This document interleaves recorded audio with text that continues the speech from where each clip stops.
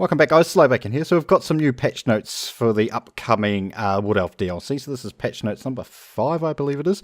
So there's some big changes coming for the multiplayer stuff. So if you look here, we've removed Potion of Toughness from all heroes. So that means, well, all your heroes don't have Potions of Toughness anymore. And of course they removed the Potions of Healing in the last patch. So now there's not going to be any healing for your hero units.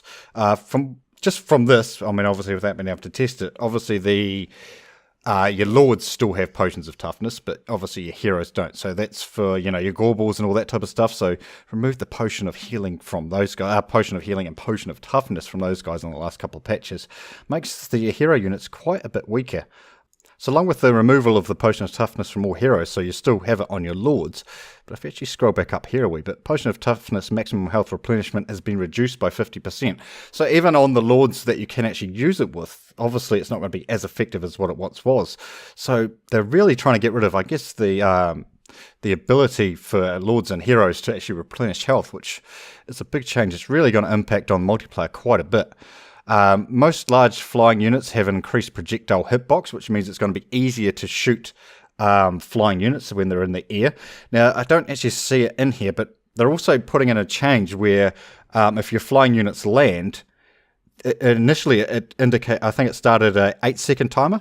That's actually been increased to, I believe it's 13 seconds. So now they need to actually stay on the ground for a lot longer than what they do currently with this new patch. So it's going to make flying units a wee bit weaker, I think, which I'm not opposed to because I don't actually like flying units that much, but it is an interesting one. And one of my favourite ones, I think, all melee chariots have been rebalanced to impact harder, melee a bit longer, and pull out better. I'm somebody who really wants to actually use chariots, but they're just not viable in the current setup. So hopefully this change may make them a bit more viable. I don't like fighting against chariots, but I do like fighting with chariots. So that could be a wee bit easier. But one of the bigger changes, I think, is this one here. So added a new unit spawning ability balance system. All spawns are now temporary. So all units summoned in battle, Cygors, Skeletons, Manticores, etc. have a new negative ability called Unbinding. This inflicts damage over time to represent their instability. The Unbinding effect scales with the value of the unit. So obviously the more valuable the unit, the faster the Unbinding thing is actually going to be working. So for like builds that, like the one that I showed you yesterday, with the 3 Amber Wizards where they summoned in the Manticores, stuff like that's not going to be viable anymore because your Manticores are just going to die off pretty quickly. Now, we don't have like an absolutely, a definitive time limit yet on exactly how fast things are going to die off, but I'm assuming it's going to be at a decent rate, maybe a couple of minutes for each unit when you spawn them in. So that's going to change a lot of things, right? Think of like the Beastmen, especially like with Malagor and stuff. His main thing is he spawns in a Cygor. How long is that Cygor going to last for now?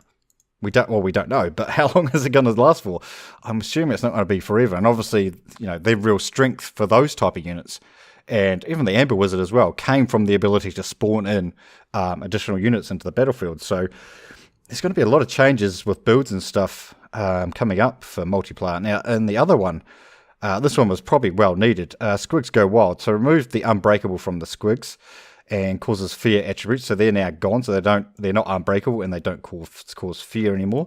Added 18 defense penalty, and added minus 18 defense penalty, and added plus 16 leadership bonus. Now, when combined with, we're down here somewhere.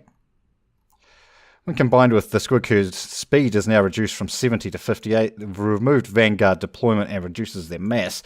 That is quite a big nerf to Squig Herd. It was needed, right? Squig Herds were quite overpowered, but I think that might be just a step a wee bit too far, right? Just a bit too much. Right, now I'm not going to go through all the number changes. If you guys want to go through those yourself, you can. But I just thought a couple here were quite interesting because they've actually given reasons behind them and also like what their thinking is behind it, which I think is really, really good. That's really good patch notes. So for like Britannia, for example, Spearmen at Arms, -2, +1.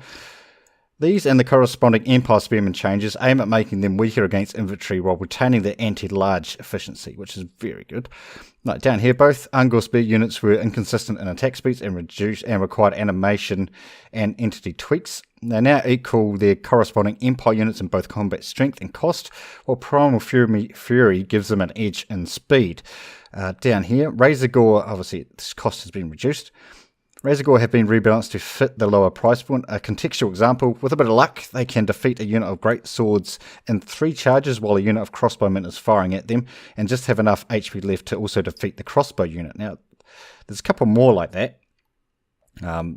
This one for the great weapons, but I thought this one here was quite interesting.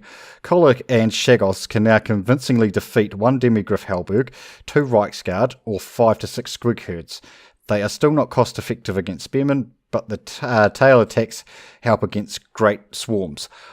So they're actually giving like their definitions of what their balance is. So Kolick should be able to defeat 2 Reichsguard units straight up. He should be able to defeat 5 to 6 Squig herds. He should be able to defeat a Demigryph with Halbergs. I just thought that was really interesting. How they've done that with quite a few of them. Like as you go down and just read through the actual notes, you can now see like what their thinking is behind the changes that they've been making. I think that's really good.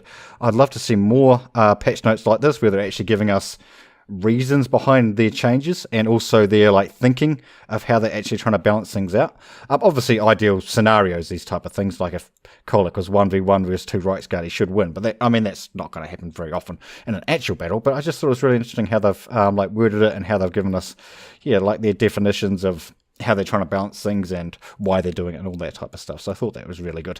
Anyway guys, that's just a few of the changes that are coming up in patch, I believe it's patch 5. Yeah, patch 5. If you want to read the whole patch notes, I will leave a link in the description down below. Hopefully you guys have enjoyed this video. Thanks for watching, and we will see you next time.